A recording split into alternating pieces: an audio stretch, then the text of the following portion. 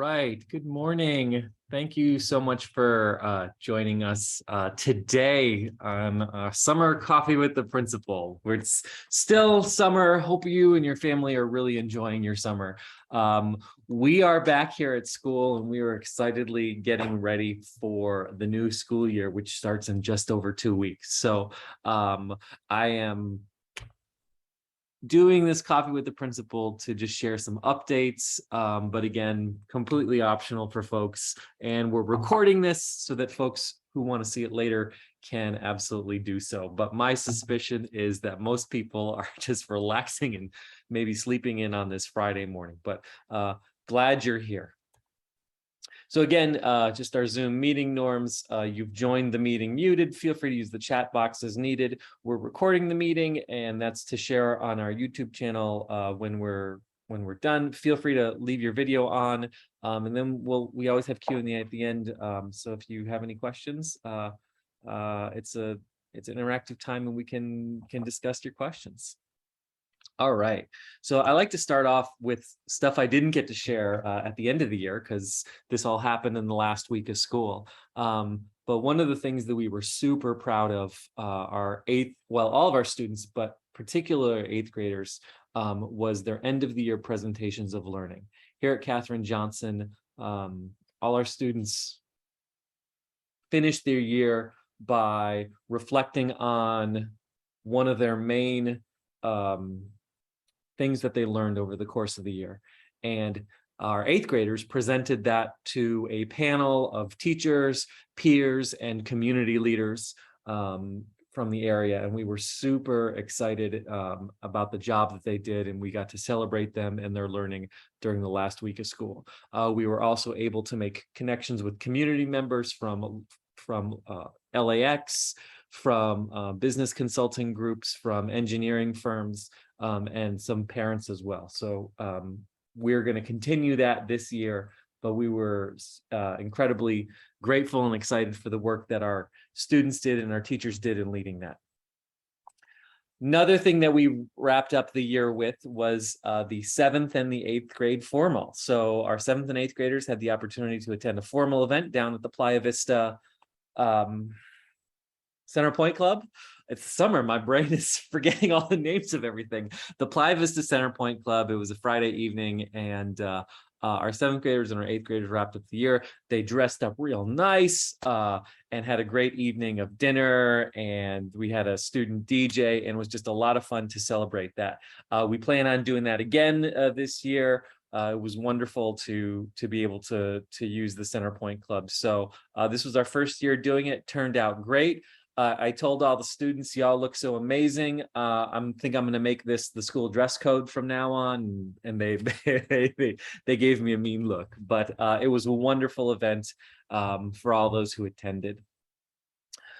The last week of school was also the week that schools across LAUSD celebrated Pride Week. And so we had an outdoor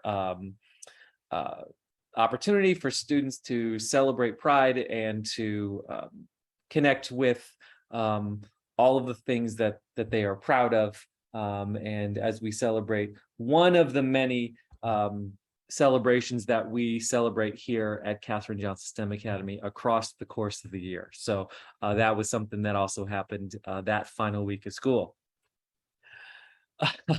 This is something that I may not do again, but we'll see. One of the things that we wrapped up the year with was an opportunity for students who had done a really good job in taking their time and showing their work when they did student testing or California state testing in the spring. Was we gave students an opportunity to slime the principal, and they really, really, really loved doing that. So this was kind of the final activity where yours truly agreed to get slimed, and it was a way to celebrate all the hard work that they had done. And then the last celebratory piece that we got to celebrate this year was Culmination. And it was a wonderful event where we got to celebrate our culminating 8th graders, wish them well as they started high school, and really root for them as they move forward onto the last part of their K through 12 journey, starting ninth grade this fall. So we are excited for our incoming eighth graders, for our seventh graders who were seventh graders last year, who are looking forward to Culmination in 2023. So just some last part of the year stuff I never got to share on last Coffee with the Principal, but wanted to share that with you. So I just wanted to share with you a couple updates about what's happening now, what's going on next, what you can look forward to this coming year, some details, and then obviously we'll have time for Q&A at the end. So one of the things that you will notice is if you come to campus right now, everything is painted in white primer, and that is because we got on the list of schools to get a brand new paint job. So Katherine Johnson STEM Academy is going to get repainted, all our same colors as before, but the old coat of paint will be gone, and it'll be covered in a fresh coat of paint. So the paint is still on its way. So right now, if you come, it looks like a construction zone, but this is what you'll see if you come to campus right now. But we're excited about that new paint job and be a really welcoming environment. I'm also very, very excited to share with you some of our new team members who will be joining the team here at Katherine Johnson STEM Academy. As some of you know, I was at the beginning of the summer, I was looking for 4 people to join our team. Because there were 2 vacancies that we had all of last year, and we had subs, and then we had 2 people, Miss Jones and Miss Alvarado, who are going on to different parts of their career this fall. So I'm excited to say that 3 of those folks are now locked in, and I'm excited to share with you that Miss Olivia Sanchez will be joining us as our RSP teacher. She will work with our special education students, but she will also work with our general education teachers in making instruction really, really meaningful and powerful for not just special education students, but all of our students. So I want to welcome Ms. Sanchez as our RSP teacher. I am also excited to introduce to you Mr. Kamasi Kendrick, who will be teaching our 7th and 8th grade math classes. He comes to us from UCI, and we're excited to have him on the team. I'm thrilled about his math skills, his math background, and he's going to be a great addition to our 7th and 8th grade math team here at the school. And then finally, I'll announce to you, I am welcoming to our team Mr. Kevin Perez, who is going to teach. He's going to be our science teacher, and he is also going to teach Spanish, and he is credentialed in both of those things. So last year we had a hard time finding an individual who could teach science and Spanish, and we had a substitute for the year. But this year we are excited to have a full-time science and Spanish teacher in Mr. Perez. I am excited about those 3 individuals. I am still keeping my eyes open for one more 7th and 8th grade ELA teacher, and I hope to have that person in place by the start of the school year. So I'll keep you updated as I know more and more. All right, one of the things that I hope your child is doing among the many things they are doing this summer is I hope they are reading.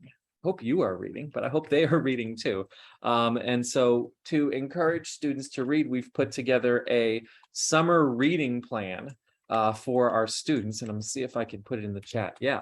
So we've put a summer reading plan together for our students, and it goes throughout the summer, in which we encourage students to read books of their choice, read books that they're interested in, read books that challenge them in terms of their reading level, and then to log those books in an online form that we'll keep track of. And then we've got a series of prizes for students who participate in our reading challenge. So if you haven't taken a look at it yet, it's not too late. It's never too late to start reading challenge. We're actually ending it in, I believe, mid-September. So kids have a little bit of time to get started with their reading if they haven't done so already, but we encourage you and your child to read some books over the summer. A couple things on our website that you'll see, if you haven't seen it yet, is number one, our calendar and our bell schedule for the upcoming year are posted. For those of you who are returning families, our bell schedule is exactly the same as last year. 8:45, first period starts, 3:46, end of the school day. On Fridays, students are dismissed at 2:17. We open the gates every morning at 8:15. So the bell schedule is the same, and we still have the 1, 3, 5, 7, 2, 4, 6, 8 every period on Friday. Our calendar is also on that document as well. So you can see all of the days that there are no school, all of the minimum days, and you can plan, accordingly.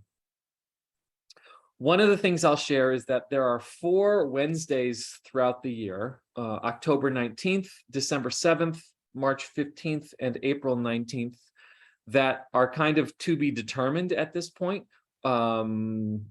The district added those days to the school year and then extended the year in June by a week. And so we're still awaiting a little bit more guidance as to what exactly is happening on those 4 days this school year. But as soon as we know, I will certainly share. So check out our bell schedule and calendar. Other thing on our website is some things that have always been there, but it's always a good idea to check. In the incoming student section, we are still a uniform school, so make sure you check on what are the uniform needs of your students.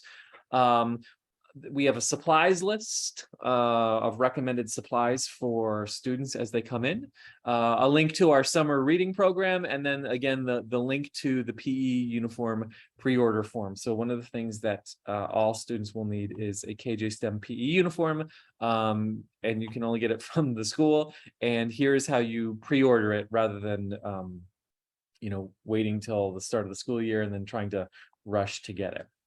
So those are available on our website. All right, a couple other things that I want to share with you is this. So one of the things that we've done in past years is have our students participate in an organization called FIYA, which is a sports league that middle schools in Southern California participate in. There are some district schools in it. There are some private schools in it. There are some Catholic schools in it. There are some charter schools in it. We are in it, and we did basketball last year, and we loved it, and it was a lot of fun. And we're going to do basketball again this year. One of the things that kids express some interest in is potentially doing flag football this fall as part of FIYA. So one of the things that what I'm looking for is a parent volunteer to be willing to or be interested in learning more about being a coach for that. So if you are interested in being a coach for either boys flag football or girls flag football, send me an email at kmh8583@lusd.net. Also, if you know someone who is interested in being a coach for flag football, boys or girls, send me an email, and we'd love to be able to offer that. But it's dependent upon how many students are interested in, but also it's absolutely dependent upon having a volunteer coach for that. So just let me know. There's my email if you have any questions. All right, one of the things I shared earlier, and I want to share this again with you right now, take a little bit of time here, is this. We have, or LAUSD has opened up parent volunteering on campus. Now, it's been a year and a half since we reopened schools after the pandemic, and so we were, the district is really cautious with having parents and volunteers on campus. We are good to go now, so we are excited to be able to encourage parent volunteers, and we would love to have you as a parent volunteer here on campus. And so there's a couple things that I wanted to share about how exactly that works, because this is a public school and these are young people, and we need to make sure that the right people are on campus and that it's safe. So basically, there are 4 tiers, 4 kinds of volunteers. Three of them, only 3 of them apply to us. This 4th tier, tier 4, doesn't apply to us because we're not a virtual online school. So what I want to do is I want to share the 3 different kinds of volunteers there can be at Katherine Johnson STEM Academy, and what you need to do if you want to be each of them. There's tier 1 volunteers, which is basically a single event a volunteer. You just want to be a volunteer for like one specific event one time. Tier 2 volunteer is basically an on-campus volunteer. I suspect that most of our volunteers will be tier 2 volunteers. The bulk of folks will be here. If you want to, and we'll share what that looks like. And then tier 3 volunteers are like our super volunteers, or if you're working like as a coach, for example, like I just talked about. So for example, the simplest way to volunteer is for just a single event. Basically 1 day only in the entire school year, and it's basically 1 piece of paper that you fill out. I approve it. You don't need TB clearance. You don't need fingerprint clearance. This is the simplest way to do this. If there's like one particular event, this is how to do it. The tier 2 volunteer, this is where I think most of our volunteers will land, is folks who want to be a classroom volunteer, who assist a classroom teacher, who works in the classroom with small groups of students, who helps out in our office. Maybe you're a room parent, works with other parents to, work with classroom celebrations. Maybe they're working with safety, student safety. Maybe these are doing school tours. Maybe you're helping in our office. Maybe you're going to be a chaperone on a field trip. So these are all wonderful ways, and we need your help to be volunteers. So this would be a tier 2 volunteer. You don't need fingerprint clearance, but there is an online application, and you do need a TB clearance and Megan's Law clearance, and there's a liability waiver. So I suspect that most volunteers in the district will fall into tier 2, including here. And then finally, tier 3 volunteer is folks who are like one-on-one tutors with students, or volunteering in our cafeteria, which like during a lunchtime thing. If we ever do any overnight field trips, this would be a tier 3 volunteer. And then a student activities volunteer, so like a sports activity, like I mentioned, like the FIYA coach would be a tier 3 volunteer.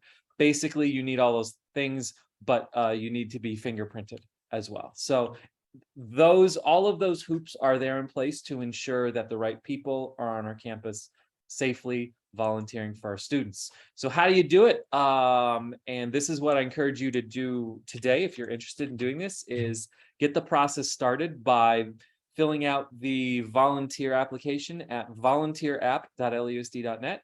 Once you've done that, shoot an email to Mr. Medellin, our SAA, and just let him know so that he can look on the back end and look over that, and then start the process of approval.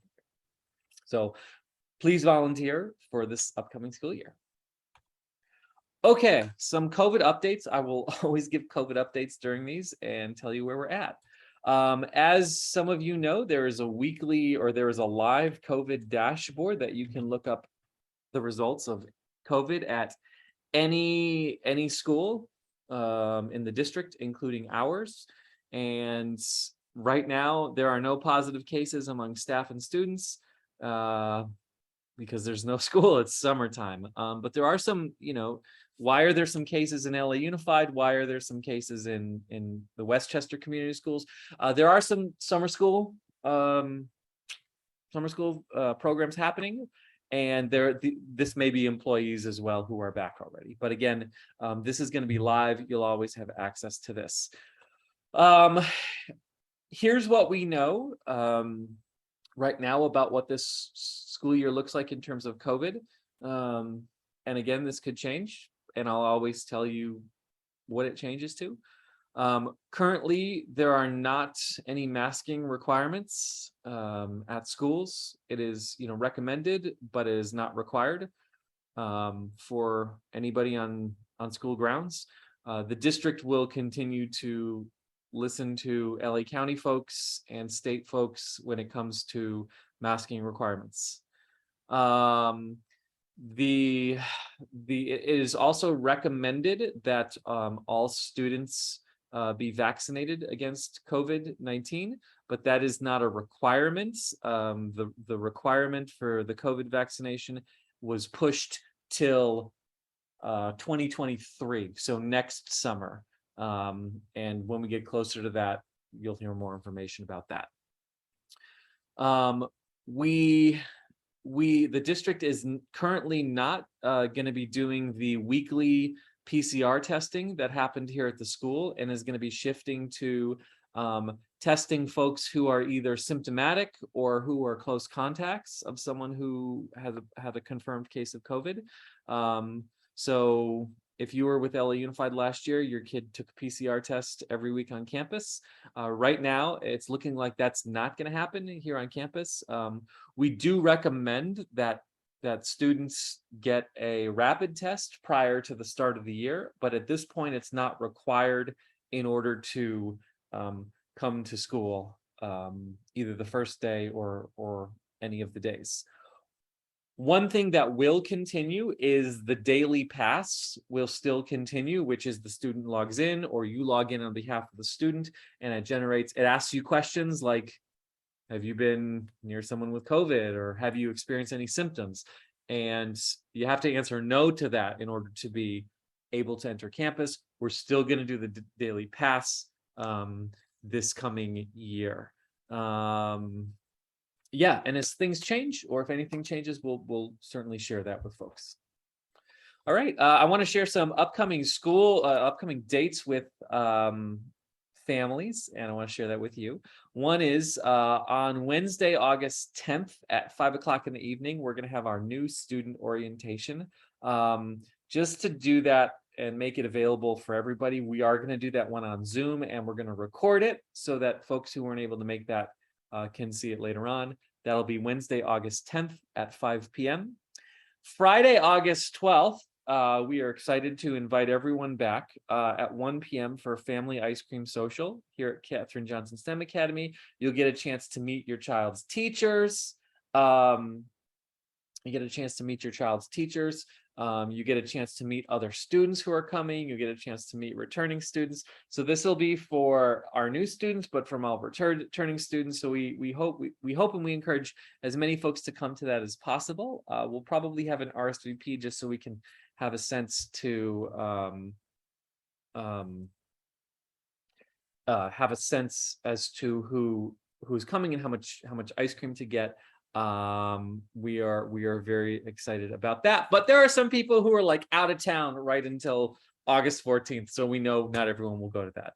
The other thing that's happening Friday, August 12th, tentatively, is we have one of our parents who is trying to restart the parents like the parent volunteer organization, and so she and I talked last spring, and we're thinking about maybe that evening, Friday, August 12th, having a parents only just get together somewhere at like an off-campus place, just to get to know each other, to connect in kind of a fun environment.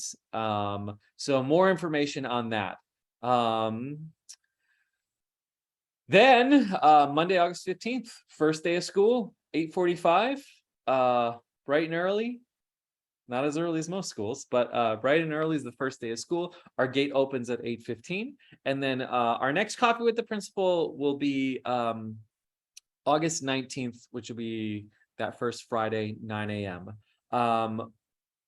One of the things I'm going to commit to do is once we start the school year, I'll do weekly coffees with the principal on Zoom. What I'd like to do is maybe one of those Fridays a month, do it live and in person. And we set up a camera so that folks who can't make it can do that. And that way we can just interact as well.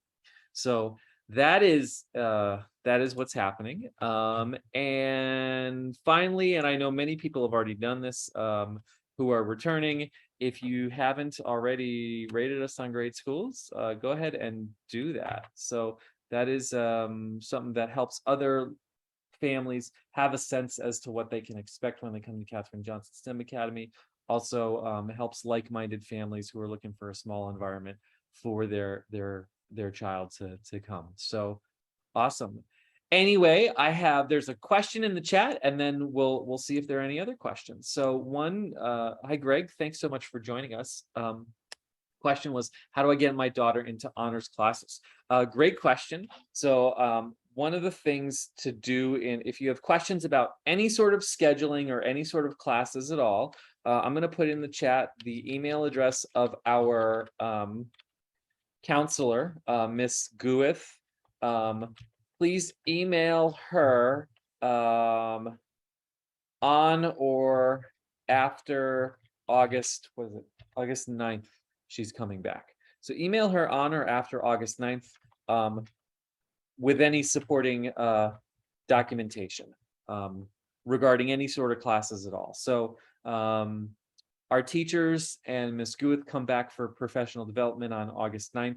And I know that Ms. Guth will be working on scheduling and that bit.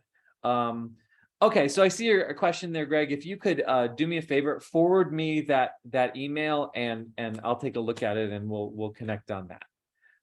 That would be super helpful. Awesome. Are there any other questions before we wrap up today? And you can either put in the chat or you can unmute.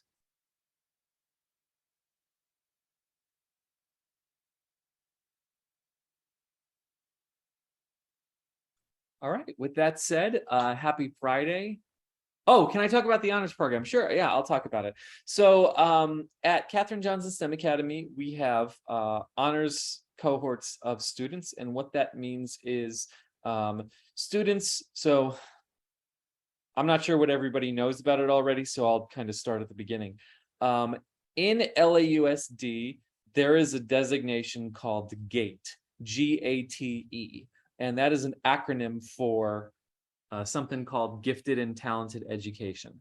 And that is a designation for students who demonstrate higher achievement in one of 9 areas. And it could be like academic, it could be leadership, it could be like musical. There are 9 different categories in which a student can be officially identified as GATE.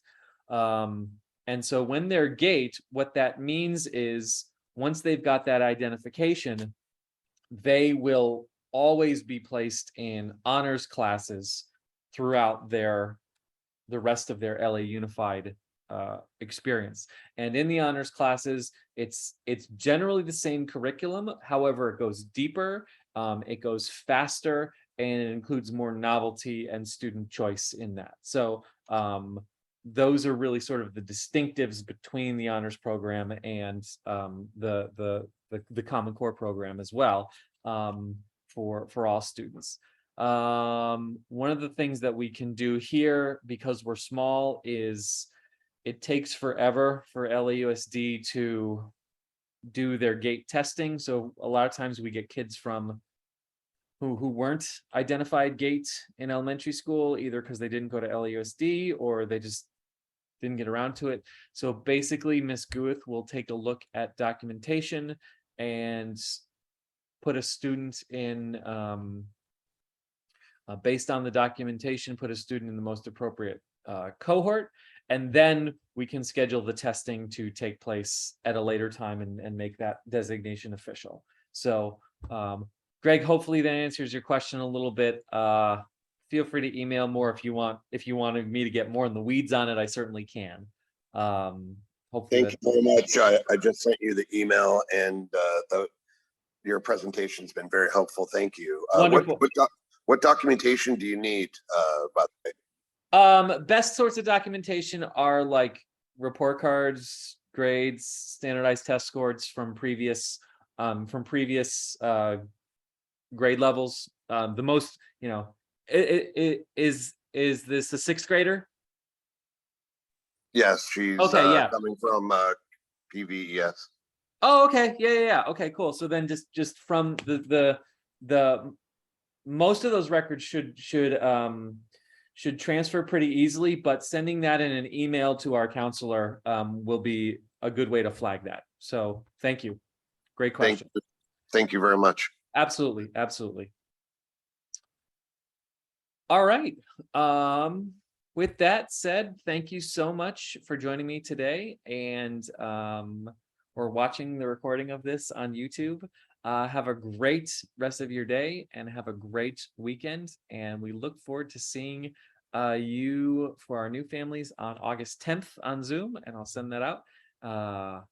Have a great day. Bye-bye. Thank you.